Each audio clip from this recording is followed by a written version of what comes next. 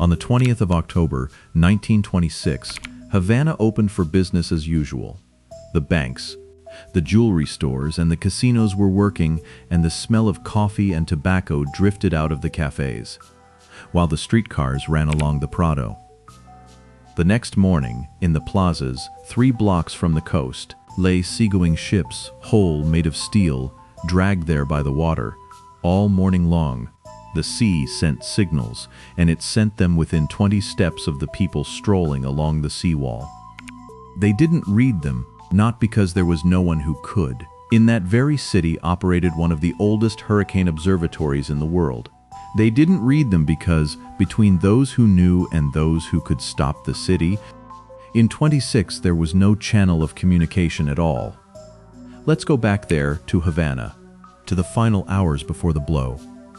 In the autumn of 26, Havana wasn't just a port in Latin America. It was the center of fast money in the Western Hemisphere, and the reason lay more than 1,000 kilometers to the north. In the United States, since Prohibition had been in effect, the production and sale of alcohol were banned. All of American nightlife, driven underground, was looking for an outlet abroad, and Cuba, just a couple of hours by boat from Florida, turned out to be the closest one. It drew in tourists, growing crime syndicates, sugar magnates, and everyone who needed a city where the roulette wheel spun legally and rum was sold over the counter. That wealth had a quirk that didn't show up in the tourist brochures. It had already collapsed once. In Cuba lived through what they call here the dance of the millions, the sugar boom, when world prices skyrocketed after the World War, and right behind them, land, credit, and appetites. Then the price crashed several times within a matter of months. The banks closed, the plantations fell into the hands of American creditors, and fortunes vanished in a single week. By 26, the island had partly recovered. But the economy beneath all that glitter was no longer its own, a good share of the sugar industry. And the banking system belonged to capital from across the strait. In other words, the party running down the Prado in October of 26 was the second party in a row, built on the still warm ruins of the first. A city that knew from its own experience how fast everything disappears was behaving as if nothing could disappear. The steamships from Florida arrived packed with passengers whose goal was to drink and gamble the way the law forbade back home. At the docks, they were met by cab drivers, hawkers, and casino agents. In the harbor bars, the American was served what back home would have landed him in jail, and it was served officially with a receipt. Legal rum flowed, and the smuggled kind too. There, money wasn't so much earned as spent. And in that atmosphere took root a conviction that would later come at a high price, that here on this island, nothing could happen to them. That money was, in itself, a protection. The city itself was also being built. The government of Gerardo Machado, who had come to power a year earlier, had undertaken a great project. In 26, the cornerstone of the capital was laid. The building meant to be the most imposing in the country, and a highway spanning the entire island was being planned. The Havana of that October was a city on scaffolding, with cranes, piles of stone, and open trenches in the downtown streets. The main avenues were lined with buildings of dressed stone, neoclassical facades with carved columns, wrought iron balconies, everything designed to last for centuries. Through the center, the streetcars of the urban railway company cut through the air, throwing sparks off the copper cables. Foreign visitors wore white linen suits and straw hats. But there were 2 Havanans, and that circumstance would be the mainspring of that night. The wealthy neighborhoods rose in dressed stone, quarried over centuries, bound with lime, with wide streets and low buildings rooted in the earth. And a few blocks away, behind an invisible line, began the city of those who made it all run with their hands. Stevedores hauling sacks of sugar at the port, laundresses, cooks, carriage drivers, musicians to whose sound the elite danced in the casinos. They didn't return to stone fortresses, but to narrow inner courtyards where dozens of families shared a single water tap, and to shacks of pine slats under roofs of rusted tin. The stone will withstand the blow. The tin will not. That's the only difference between the two parts of the city that will matter that night. On the morning of the 20th of October, the city started up at full throttle. On the Prado Boulevard, the air vibrated with the screech of the heavy electric streetcars, their iron wheels grinding the rails. They shared the roadway with brand new Fords, Cadillacs and Packards, with black steel bodies and nickel-plated radiators burning unrefined gasoline. The smell of exhaust mixed with the smoke of cigars, hand-rolled in whole leaf, and with the bitter aroma of coffee drifting out of the open windows of the cafes. The carved mahogany doors of the banks, the jewelry stores with display windows of cut European crystal, and the private clubs stood wide open. Luxury, there wasn't a habit, but a way of claiming one's place in society. American tourists, sugar magnates, and discreet men with a commercial interest in smuggling walked in starched shirts that crackled with every move, and two-tone shoes polished to a mirror shine. Women strolled under lace parasols. In the background played Afro-Cuban music, the dry thump of stretched hide and the cutting voice of brass. At the hotel entrance, a doorman in embroidered livery held the door for an American family. A sharp-eyed shoeshine boy was polishing a banker's shoes, haggling over an extra coin at a cafe. By the window, two men talked about a shipment of rum heading to Florida. A musician carried his trumpet in a worn case toward that night's gig at the casino. A gig that would never happen. And 20 paces from the commercial bustle, along the stone wall of the Malecon, something very different was unfolding above. The sky was clear, a blue almost like porcelain. The sun beat down hard and the asphalt shimmered with heat. Below, where the stone meets the ocean, the water was behaving unlike its usual self. The Florida Strait had lost its turquoise hue. The water looked dark, almost oily, and moved like a thick, heavy mass. Each wave, crashing against the seawall, hurled not splashes but solid chunks of water and dirty foam onto the dry asphalt. The signs piled up all morning, and each one on its own was a trifle. The fishermen who had set out at dawn returned early, alarmed by the swell and the color of the water, and hauled their boats farther up than usual. The gulls, which always circled the bay, vanished before noon. The barometers in the shipping offices dropped so low that more than one veteran captain tapped the glass with his finger, not believing the instrument. And here begins the part that almost always gets told wrong. It's often said that Havana in 1926 was meteorologically illiterate and couldn't read the signs. That's false, and the truth is worse. It was here, at the observatory of the Jesuit school of Belen, in the second half of the 19th century, that the world's first functional method for predicting hurricanes was developed. It was the work of Father Benito Viñas, who watched the sky over Havana for more than 20 years. He noticed that cirrus clouds over the Caribbean scattered from a single point, like the spokes of a wheel, and that from the direction of those spokes, the movement of the barometer, and the character of the swell, one could determine where the storm's center was and where it was heading. In 1875, he issued a hurricane warning a full day in advance, something unheard of in his time. His method was printed, translated, and put into practice, and the network of observers he set up across the islands was the first of its kind.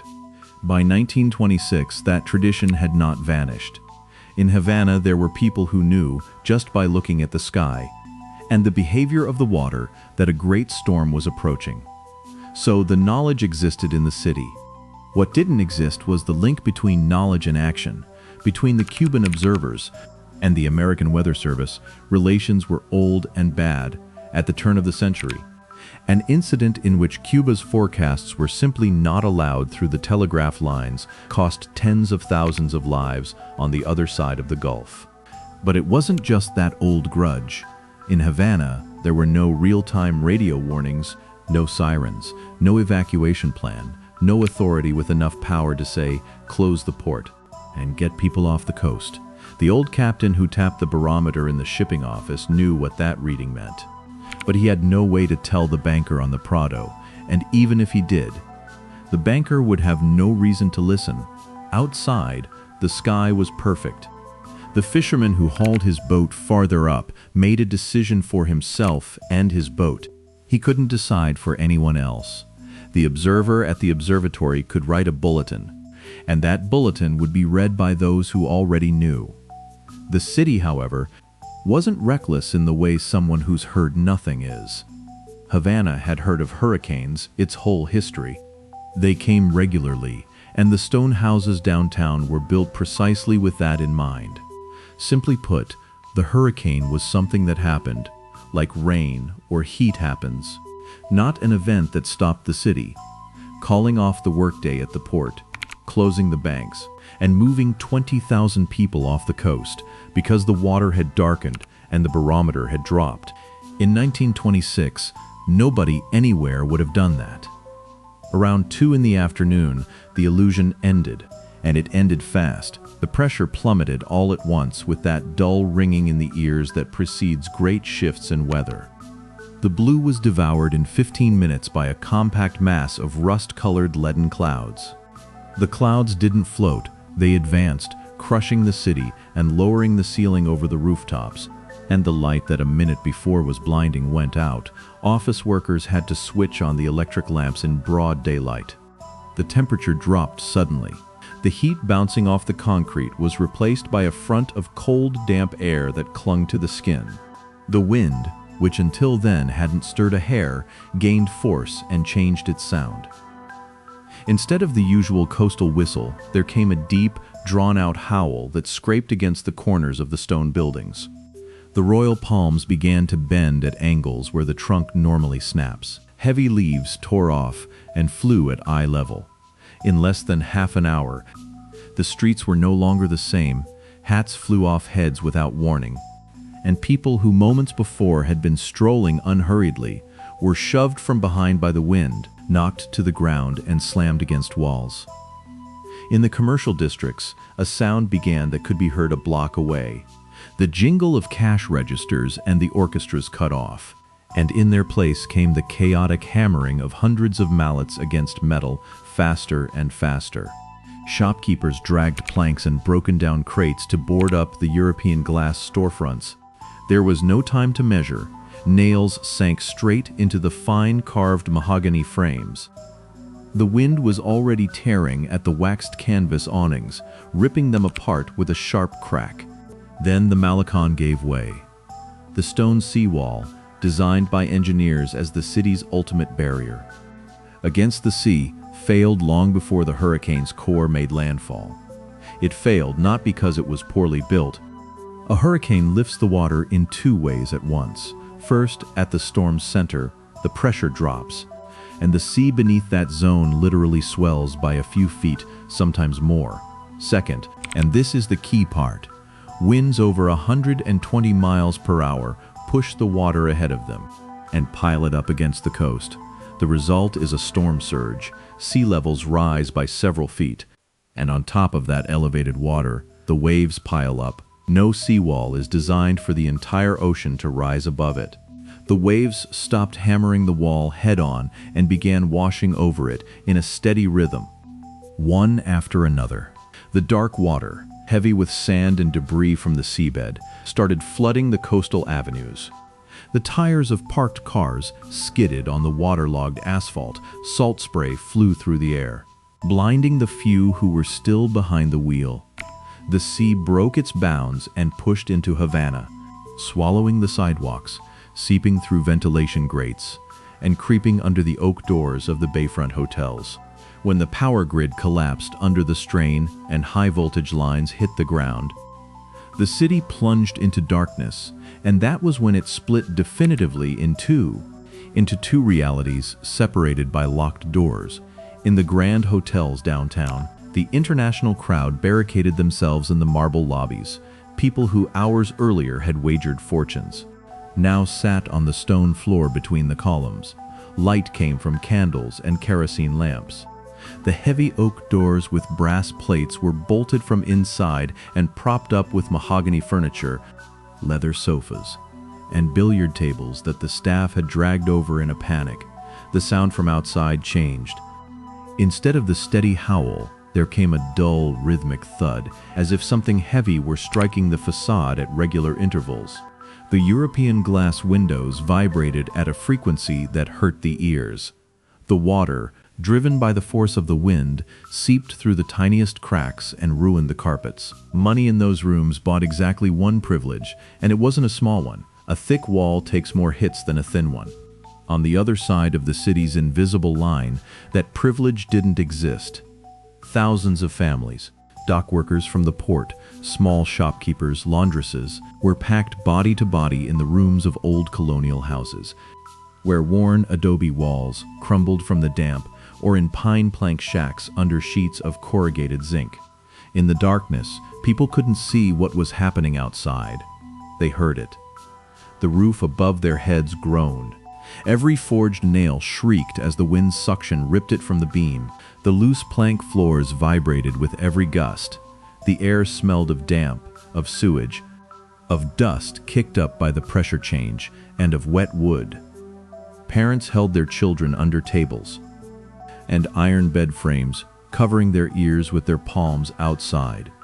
Debris, branches, and sheets of zinc were flying, and the sound was relentless. A zinc roof in a hurricane doesn't behave the way you'd think if you've never sat under one. It doesn't tear off whole or get carried away in one piece. The wind, passing over the slope, creates suction and pulls the sheet upward.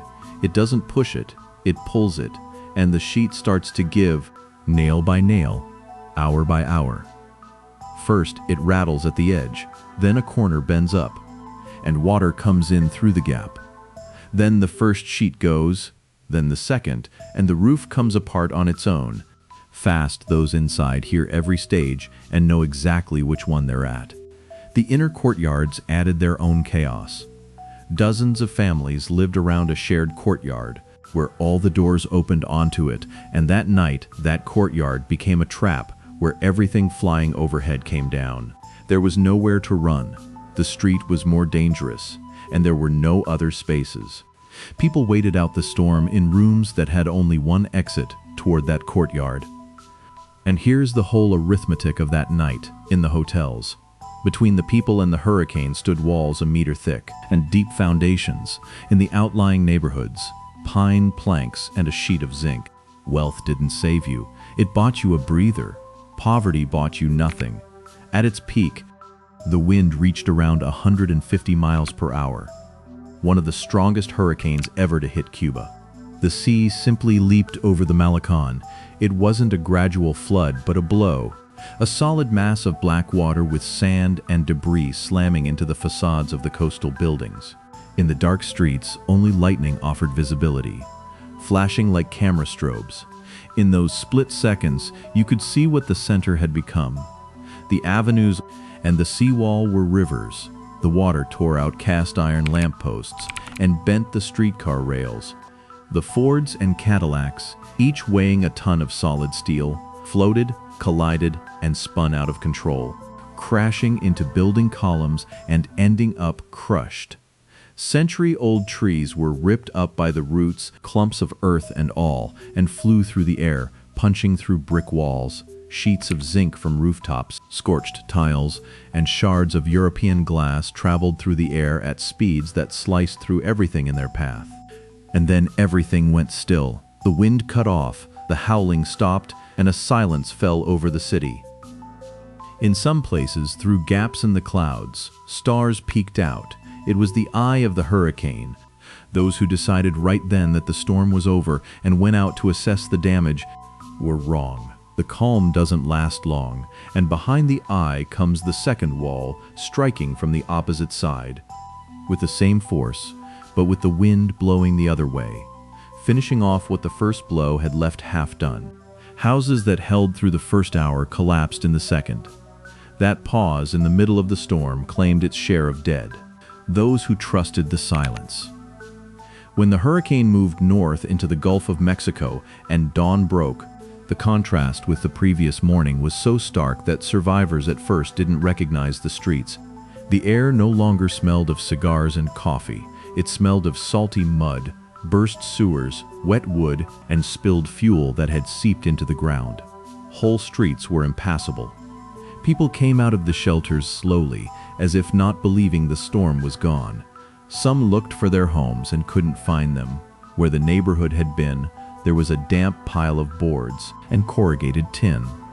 Others called out to neighbors and got no answer. Mothers counted their children. Fathers dug through the rubble with their bare hands.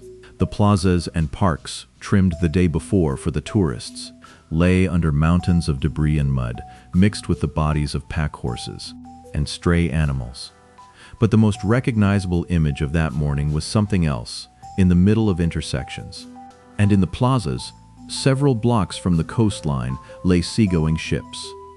Merchant schooners, cargo vessels, fishing boats, tons of shipbuilding lifted by the water, and dropped onto the sidewalks and gardens of old Havana, crushing small shops, and blocking the avenues with their hulls. The mechanics are simple, and for that reason, no less savage. A ship anchored in the bay, when the water level rises with it. The anchor chain snaps, or the anchor simply drags along the bottom, and the ship goes wherever the wind pushes it, and it pushes it toward the shore. When the water recedes, the ship stays where it was at the moment of the peak. Between where it was anchored at night and where it ended up by morning could be several hundred meters. And 3 blocks of built-up city. It took weeks to haul them out, dismantling them on the spot or dragging them through the cleared streets. Some businesses they landed on were demolished, along with the debris. Along the seawall, the monument to the victims of the battleship Maine collapsed. A marble monument erected in memory of the American sailors, and crowned by a bronze eagle with its wings spread upward. The vertically spread wings were its undoing. The wind gripped them like a sail and tore the eagle from its pedestal, while the columns cracked under the blows of flying debris. Later, the eagle was replaced with a new one, the work of Cuban sculptor Juan José Sicre. This time with its wings spread horizontally, so the storm would have nothing to grab hold of. That new eagle would remain until 1961, when it was removed for entirely different reasons. Across the island, around 600 or 700 people lost their lives. In the bay, the sea smashed and sank dozens of vessels, commercial, fishing, military. Some stayed where the water left them, stranded, capsized, wedged against the walls. Gerardo Machado's government declared a state of emergency and ordered troops to shoot looters without warning, because among the ruins, those who had come to take what wasn't theirs were already at work. Relief committees were organized, trucks brought food and water to those left without a roof, and there were thousands of them. The hospitals were overwhelmed.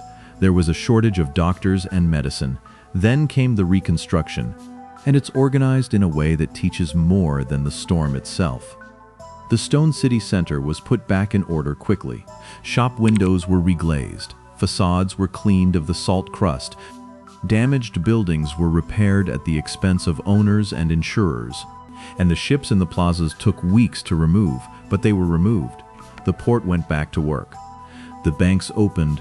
The steamers from Florida resumed their schedules. Construction on the Capitol building started that same year, never stopped. Machado's government was rolling out its public works program, and along the way found the perfect excuse to show how the state was raising the capital from the ruins, and the neighborhoods of pine slats and tin rebuilt themselves with the same hands and the same materials. No one banned putting the shacks back up in the same spot. No one gave money for it, and no one changed a single zoning rule. A year later, those streets looked exactly the same as they had on the eve of October 20th. And the next hurricane to hit Cuba found exactly the same pine slats there. No one was held accountable. No commission investigated why a city with one of the oldest hurricane observatories in the world had no way to alert the port. A service capable of raising the alarm in advance and across the whole country would appear in Havana later. And it wouldn't come about because of this storm. Here it's worth pausing to say something that usually gets lost behind the scale of the image. 600 or 700 victims is not a city wiped off the map. Havana survived as a city. The stone center held, the banks opened within days, the port was back within weeks. What was destroyed was what stood on the periphery and rested on wood and tin, and those who died were mostly the people who lived in it. The disaster of 26 was not the end of Havana, but an extremely precise X-ray. The storm swept through the city and revealed what it was truly made of. And the mechanism here is the same as in any story of this kind, and it has nothing to do with anyone's stupidity. Knowledge of the hurricane's arrival existed in the city, at the observatory, at the shipping offices, among the old captains, among the fishermen who had come back early. But none of them had any way to turn that knowledge into a decision. There was no body that could gather the scattered observations and sound the alarm. A regular warning service was decades away. The very architecture of comfort worked against vigilance. Stone, marble, and money gave the feeling that the matter was already settled. And those who would have needed a head start that night lived in structures that could not be reinforced in an hour or in a month, because there was nothing to reinforce. And the final link, without which the chain does not close. Even if the warning had come, there was nowhere to take the people. There were no shelters in the city. There were no plans. A person from the outskirts who knew at noon that a Category 4 hurricane would arrive by evening could only do one thing: stay home and hope nothing happened, which is exactly what they did, only without the warning. Havana rebuilt quickly. The casinos reopened. The music started playing again. The money flowed again, and within a few years the city once again believed itself invulnerable. The salt stains on the walls faded at roughly the same speed as the memory of how the sea came into those streets, and left ships stranded in the squares. The marks of that storm remain today on the stone of the buildings that survived. The eagle torn from the monument is in a museum, and the Malecon is still in the same place. And with a strong north wind, the water still leaps over the parapet onto the avenue, exactly as it did on the morning of October 20th, 26, when no one was watching.